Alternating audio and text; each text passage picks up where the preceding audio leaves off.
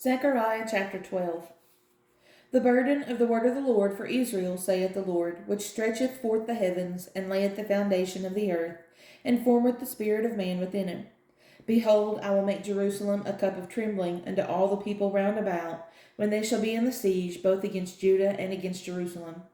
And in that day will I make Jerusalem a burdensome stone for all people. All that burden themselves with it shall be cut in pieces, though all the people of the earth be gathered together against it. In that day, saith the Lord, I will smite every horse with astonishment, and his rider with madness. And I will open mine eyes upon the house of Judah, and will smite every horse of the people with blindness. And the governors of Judah shall say in their heart, The inhabitants of Jerusalem shall be my strength, and in the Lord of hosts their God. In that day will I make the governors of Judah like an hearth of fire among the wood, and like the torch of fire in a sheaf.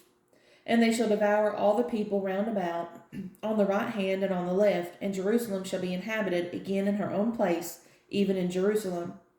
The Lord also shall save the tents of Judah first, that the glory of the house of David and the glory of the inhabitants of Jerusalem do not magnify themselves against Judah. In that day shall the Lord defend the inhabitants of Jerusalem, and he that is feeble among them at that day shall be as David, and the house of David shall be as God, as the angel of the house before them. And it shall come to pass in that day that I will seek to destroy all the nations that come against Jerusalem.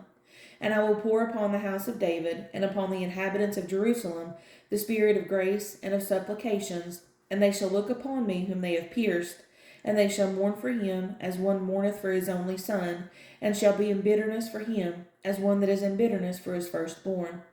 In that day shall there be a great mourning in Jerusalem, as the mourning of Hadramon in the valley of Megiddon.